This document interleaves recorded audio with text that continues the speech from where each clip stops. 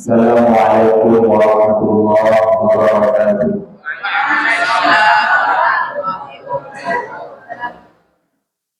Innal hamdalillah nahmaduhu wa nasta'inuhu wa nastaghfiruh wa na'udzu billahi min shururi anfusina wa min sayyiati a'malina. May yahdihillahu fala mudilla lahu wa may yudlil fala hadiya lahu. Wa asyhadu an la ilaha illallah wahdahu la syarika lah wa asyhadu anna Muhammadan abduhu wa rasuluhu la nabiyya ba'dah. Sallallahu alaihi wa ala alihi wa sahbihi wa sallama tasliman katsira, amma ba'du. Malam hari ini adalah malam pembukaan season kedua, musim kedua dari pembahasan kitab Umdatul Akhlaq. Pembahasan kita pada musim kedua ini berkaitan dengan al-mazalim, yaitu kezaliman. Al-mazalim adalah jamak dari mazlam, yaitu kezaliman artinya. Dan pada malam hari ini adalah malam pembukaan. Kita mulai dari kezaliman yang paling ringan, yaitu babul iza. Bab al-iza. Al-iza asalnya adalah dari aza yu'zi izaan. Artinya adalah mengganggu. Mengganggu itu adalah sebuah kezaliman. Bisa kuat, bisa tidak, bisa banyak, bisa sedikit. Jadi mengganggu ini umum. Dan hadis-hadis yang akan dibacakan, yang akan dijelaskan pada kalian semua, insyaallah juga hadis-hadis yang umum, yang rata-rata kalian semua telah mengetahui hadis tersebut. Tetapi sebagaimana yang Allah katakan, wa dzakir fa inna dzikra tanfa'ul mu'minin. Berilah peringatan karena memberikan peringatan itu bermanfaat bagi orang-orang yang beriman. Langsung saja kita mulai dari hadis pertama. An Abdullah bin Amr radhiyallahu anhuma 'anil Nabi sallallahu alaihi wasallam qala al-muslimu man salimal muslimuna min lisanihi wa yadihi wal muhajiru man hajara manahallahu anhu, rawahu Bukhari. Hadis paling terkenal sekali, syabab. Sangat terkenal sekali dan kalian insyaallah semua yang telah mengetahui hadis ini. Di dalam hadis ini Nabi Muhammad sallallahu alaihi wasallam mengatakan seorang muslim itu adalah orang yang mana orang muslim lain, yaitu kaum muslimin, selamat dari gangguan lidahnya dan tangannya.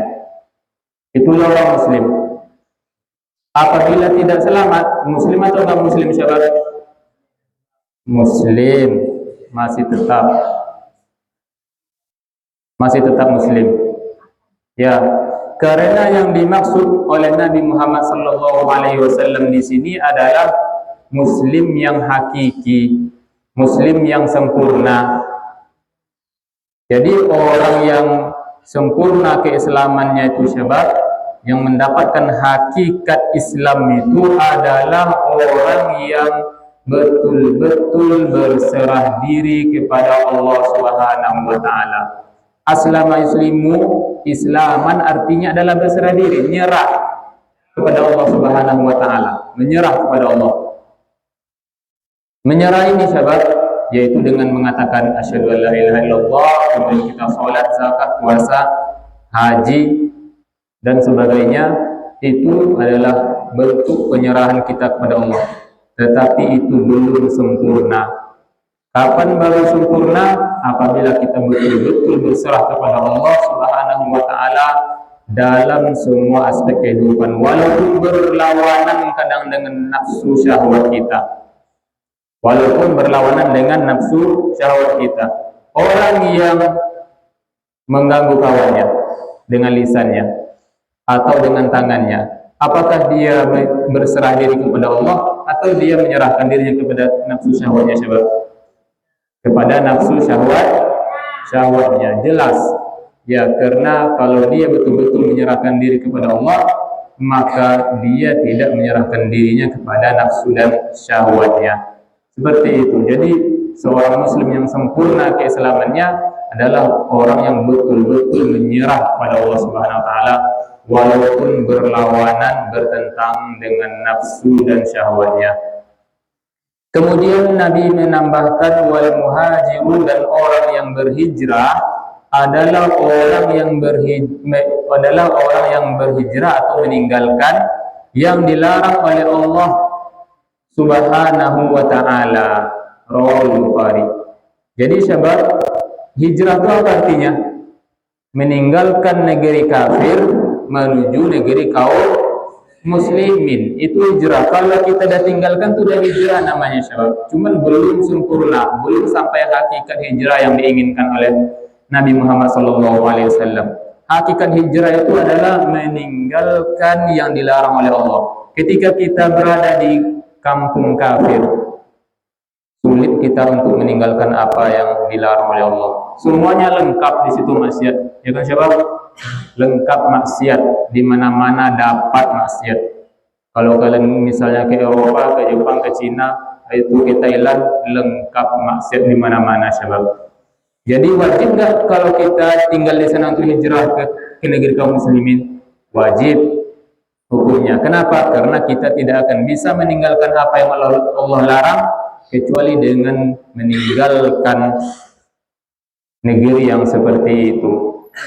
Dan apabila kita telah meninggalkan negeri seperti itu, sampai kita ke negeri kaum muslimin, tapi pas di negeri kaum muslimin masih tetap sama perbuatannya yang dilarang oleh Allah, itu kita lakukan terus, berarti kita hijrahnya ada dapat, tetapi kesempurnaan hijrahnya tidak dapat, hakikat hijrahnya tidak dapat.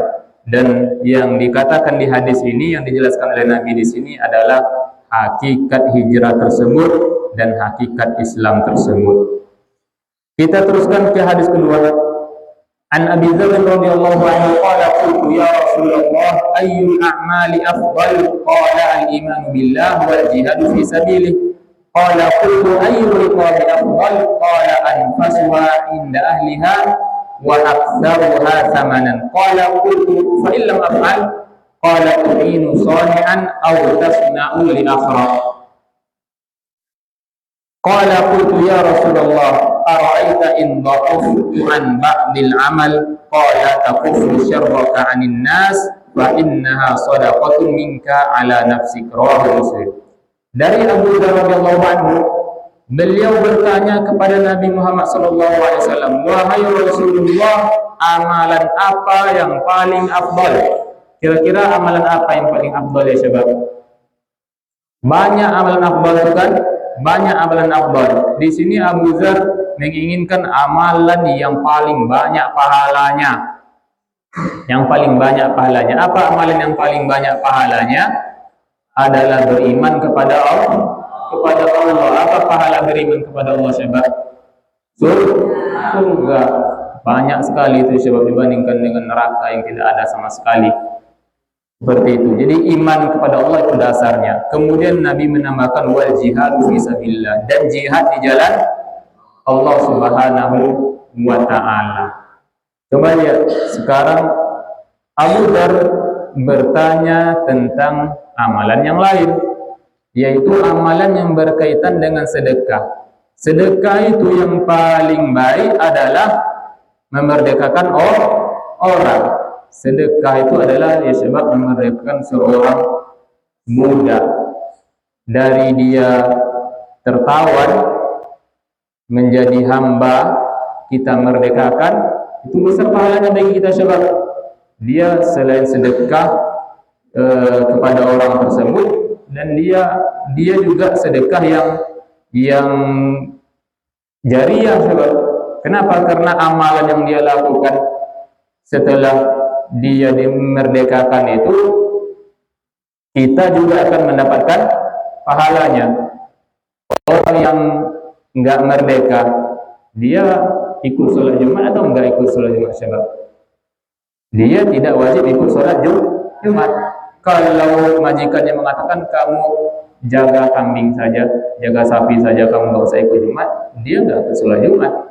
Ketika kita merdekakan, dia akan selalu ikut sholat Jumat. Dan ibadah-ibadah lainnya Syabab, kayak jihad dan lain-lainnya itu, semuanya itu adalah ibadah yang dilakukan oleh orang merdeka. Kalau kita merdekakan dia, maka itu adalah sedekah yang sangat banyak sekali pahalanya bagi kita. Abu Dhar bertanya tentang ayyur riqabi afdal, yaitu hamba atau budak mana yang paling banyak pahalanya apabila dimerdekakan. Maka Nabi Muhammad SAW menjawab, anfasuha inda ahliha, yang paling mahal, yang paling berharga dan yang paling mahal. Yang paling berharga menurut pemiliknya dan yang paling mahal harganya. Dan jelas kayak gitu. Kalau apabila kita ingin memerdekakan budak, ya yang paling mahal, yang paling bagus, yang paling mahal. Selain kita mengeluarkan uang yang banyak, biasanya orang itu karena dia adalah orang yang kuat, orang yang jujur, budak tersebut, maka dia jadi mahal. Kalau budak pembohong, budak sakit-sakitan terus, mahal atau murah harganya Syabab? Mahal atau murah harganya? Murah harganya itu. Tapi kalau budak itu dia pintar, dia sehat terus, dia kuat, dia masih muda, yang kayak gitu tuh mahal harganya. Yang kayak gitu tuh kalau kita merdekakan, itu nilainya sangat tinggi sekali. Kemudian Abu Dhar kembali bertanya, fa illam af'al, kalau ternyata saya nggak dapat melakukannya wahai Rasulullah. Kita kan nggak dapat nih kan Syabab. Kita bisa berjihad sekarang nih, selain untuk ilmu, nggak bisa. Kita bukan tentara dan kita tidak dalam keadaan perang.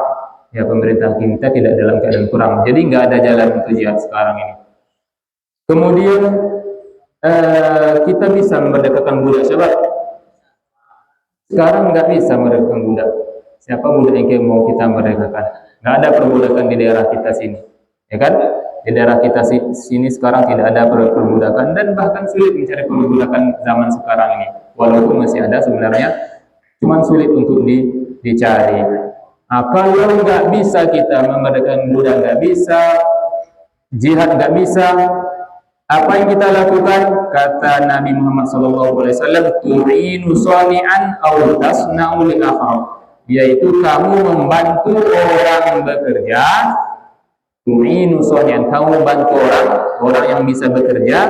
Aw tasna'u li akhar, atau kamu mengerjakan pekerjaan orang yang nggak bisa bekerja. Paham kalian Syabab? Kamu bikinkan dia meja, itu namanya tasna'u li akhar. Kalau tu'inu shani'an, dia bisa bikin meja, cuman dia butuh bantuan, itu tu'inu shani'an namanya. Kalau tasna'u li akhar, dia nggak bisa bikin meja, kamu bikinkan untuk dia meja. Yang kayak gitu tuh bernilai sedekah dan pahalanya banyak. Ya, sedekah apa namanya Syabab? Sedekah uang? Bukan. Sedekah apa namanya? Sedekah tenaga, sedekah pikiran, sedekah waktu, ya kan? Dan itu hal-hal yang bernilai mahal ya Syabab.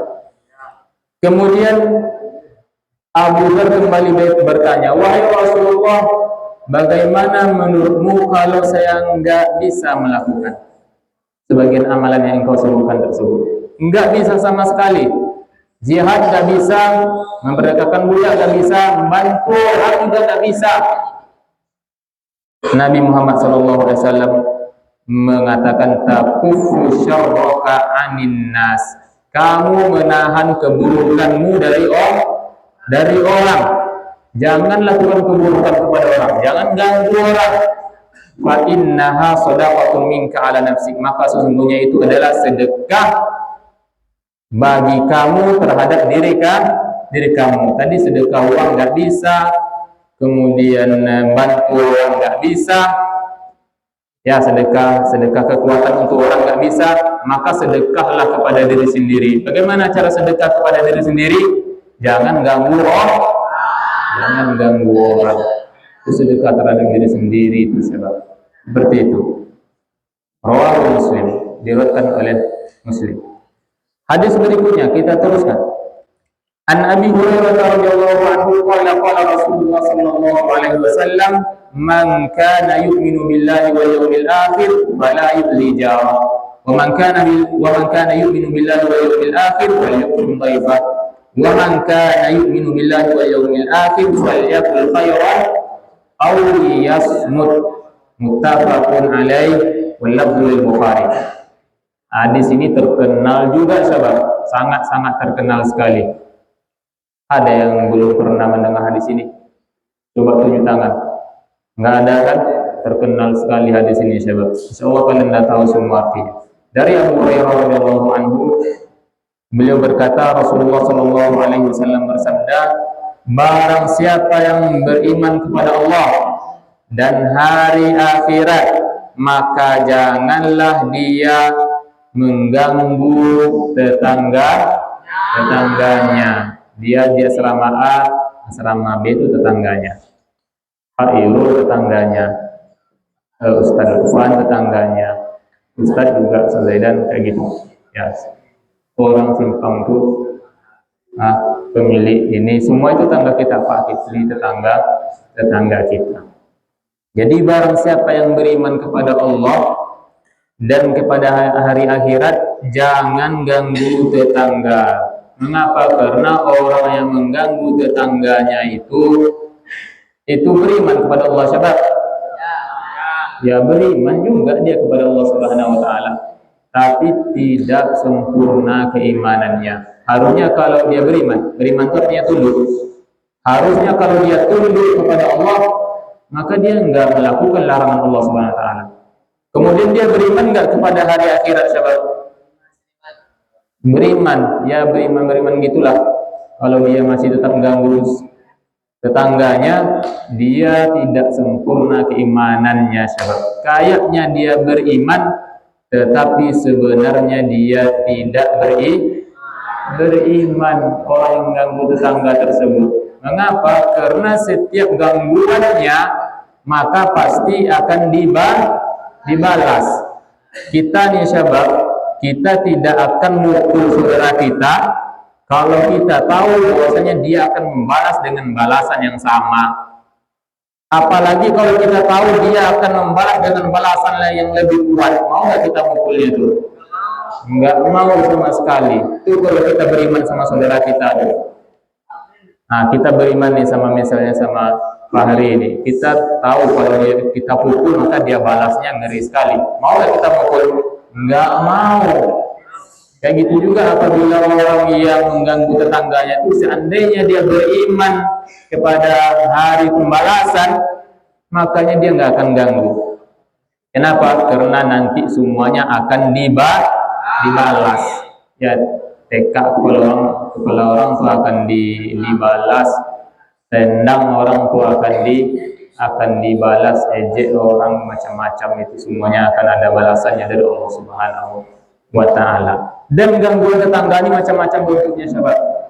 Bisa buang sampah sana atau ngambil barang orang lain, ya kan?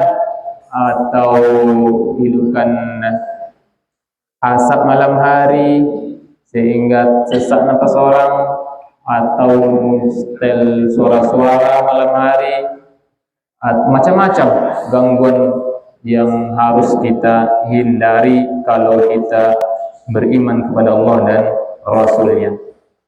Kemudian Nabi menambahkan, barang siapa yang beriman kepada Allah dan Rasulnya, hendaklah dia memuliakan tamunya. Ya, mulia tamu itu banyak pahalanya. Kalau betul-betul kita tahu bahwasanya nanti pahalanya ada, maka pahalanya banyak, maka kita akan dengan sukarela memuliakan tamu kita. Dan itu juga perintah Allah Subhanahu wa taala. Kalau kita betul-betul tunduk kepada Allah Subhanahu wa taala, maka kita akan melakukan perintah Allah Subhanahu wa taala walaupun kadang sulit, sahabat. sudah sekali. Ya, tamu itu datang nggak tepat waktu, kemudian tamu nggak diundang, kemudian kita pas nggak ada makanan pula di rumah, kemudian kita mungkin ada kesibukan dan macam-macam. Tetapi perintah Allah, kita mesti memuliakan dia. Dan apabila kita betul-betul beriman, tunduk kepada Allah, maka kita muliakan. Dan apabila kita mengetahui bahwasanya pahalanya adalah banyak, maka kita tetap melakukannya. Kemudian Nabi Muhammad SAW menambahkan, "Wa man kana yu'minu billahi wal yawmil akhir falyaqul khairan aw liyasmut." Barang siapa yang beriman kepada Allah dan hari akhir, maka hendaknya dia mengatakan kebaikan atau dia diam. Hendaknya dia mengatakan kebaikan atau dia diam. Mengapa? Kalau dia mengatakan sesuatu yang buruk, kemudian dia mengetahui dia betul-betul beriman bahwasanya balasannya nanti buruk, maka dia nggak jadi mengatakan perkataan buruk tersebut. Lebih baik dia diam. Untuk menghemat waktu, Ustaz teruskan ke hadis berikutnya, tidak perlu saya panjang-panjangkan penjelasannya lagi, ya. Kita baca hadis berikutnya. An Abi Hurairah radhiyallahu anhu qala ya Rasulullah inna fulana yuzkaru min kasrati salatiha wa siyamiha wa sadaqatiha ghaira annaha tu'zi jiranaha bilisaniha qala hiya finnar. Qala ya Rasulullah inna fulana yuzkaru min qillati siyamiha wa sadaqatiha wa salatiha wa innaha tasaddaqu bil aswari min al aqif wa la tudhi jiranaha bilisaniha qala hiya fil jannah. Rawahu Muslim wa sahahahu al-Albani. Ini sebab adalah bandingan antara orang rajin beribadah tapi suka ganggu dengan orang yang nggak rajin beribadah tapi nggak suka ganggu. Ini bandingannya. Dari Abu Hurairah, beliau berkata seorang laki-laki kepada Rasulullah, wahai Rasulullah, sesungguhnya fulanah, perempuan nih, ahwat, sesungguhnya fulanah yuzkaru min kasrati sholatiha, tersebutlah banyak sholatnya. Mungkin sholat duha dia sholat, kalau malam dia sholat, kalau rawatib dia rajin, wasiyamiha, sering puasa, Kamis puasa dia, Senin juga mungkin puasa dia, wasadaqatiha, sering berimpah dia, bikin makanan kasih orang lain, saudara-saudarinya, kayak gitu sebab. Ya, wa anna turri jiranaha bilisaniha, akan tetapi dia itu selalu mengganggu tetangganya dengan lisannya, bukan dengan tangannya sebab, dengan lisannya kok. Ibadahnya banyak, gangguannya hanya dengan lisannya saja. Nabi mengatakan hiya finnar, dia di neraka. Ini bisa kabar, bisa juga ancaman. Zahirnya ancaman, yaitu orang kayak gitu tuh neraka tempatnya. Ya, coba dengarkan baik-baik. Dengarkan baik-baik, sahabat. Dengarkan baik-baik, sahabat. Dengarkan dulu. Jadi ini kabar atau ancaman? Prima. Kabar atau ancaman? Nah, kan nggak tahu kan? Ini zahirnya adalah ancaman. Ancaman bagi orang yang mengganggu. Banyak ibadahnya, tapi dia suka ganggu orang dengan lisannya. Mungkin dia suka nuduh orang, suka berkata kotor kepada orang, suka ngejek orang, suka mencemooh orang dan macam-macam. Orang yang seperti itu tuh terancam masuk neraka walaupun amalannya banyak, sebab yaitu terkenal rajin ibadah. Terkenal rajin ibadah. Kemudian orang tadi kembali berkata, wahai Rasulullah, maka sesungguhnya fulanah, ini perempuan yang lain, yuzkaru min qillati siyamnya, tersebutlah sholatnya itu, puasanya itu sedikit, wa sadaqatiha, sedekahnya juga sedikit, wa salatiha, salatnya juga sedikit, yang wajib-wajib saja yang dia lakukan, atau mungkin ada beberapa lah salat lain dia lakukan. Intinya ibadahnya sedikit, ya. Kemudian salat puasanya sedikit, sedekahnya sedikit. Wa innaha tasaddaqah atau tasaddaqu, ya, bil aswari minal aqid, dan sesungguhnya dia itu infaknya, sedekahnya hanya dengan potongan susu yang kering. Kalau kita nih, zaman kita nih, hanya sedekah permen tok, kan potongan-potongan tuh kan. Nah, kayak gitu cuma sedekahnya itu, sedekah sama kawan cuma permen tok. Sedekah bikin makanan enggak ada, sedekah uang enggak ada. Kayak gitu cuma sedekahnya, syabab. Kemudian laki-laki tadi menambah, wala tu'zi jiranaha bilisaniha, tetapi dia tidak mengganggu tetangganya dengan lidahnya. Dia enggak ganggu orang, dia syabab. Dia Masya Allah, dia saja. Ya enggak ada ganggu orang. Kalau ngomong yang baik-baik, maka Nabi mengatakan hiya fil jannah, dia di dalam surga. Mudah-mudahan ini berita gembira, syabab. Ya, mudah-mudahan ini adalah berita gembira buat perempuan yang disebutkan tadi, dan juga untuk kita semua, laki-laki dan perempuan hukumnya sama dalam hal ini. Rawahu Ahmad wa sahahahu al-Albani, riwayat Imam Ahmad dan disahihkan oleh Imam Al-Albani.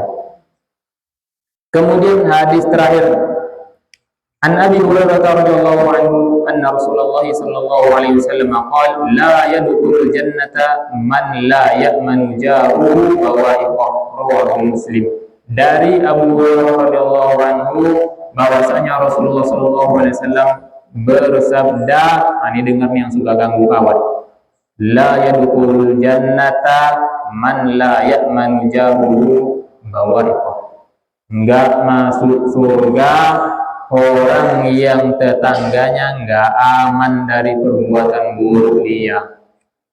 Hidup bertetangga, berasrama, orang lain enggak aman. Kita pergi kehilangan barang, ya kan? Kita pergi ke tempat yang enggak jauh, tiba-tiba ada pokok enggak aman lah, sampai kita istirahat dia ribut. Kayak gitu. Itu orang yang terancam. Ini ancaman, sebenarnya terancam dia itu masuk neraka karena banyaknya gangguan yang dia lakukan. Terakhir, bagi yang sering ganggu, jawab nasihat Ustaz. Pertama, mulailah untuk mengurangi gangguan. Gangguan itu, suka ganggu itu sampai nanti tua enggak berubah itu. Sifat kita suka ganggu itu sampai tua ganggu orang nanti kerjanya. Kemudian banyak-banyak minta maaf kepada kawan. Belum tentu semua orang yang pernah kita ganggu itu dia memaafkan semua kesalahan kita. Bisa saja dia hanya ingat beberapa kesalahan, dia memaafkan yang itu. Tapi yang kesalahan dahulu enggak dia maafkan. Enggak bisa kita percaya dengan senyumnya orang Indonesia, ya kan sahabat? Enggak bisa. Bisa saja dia senyum kepada kita, tetapi sebenarnya dia tidak memaafkan. Jadi hati-hati itu yang suka ganggu orang, suka nendang orang, pukul orang, dan macam-macam. Kita cukupkan sampai di sini. Dah banyak insyaallah. Baca doa kafatul majelis.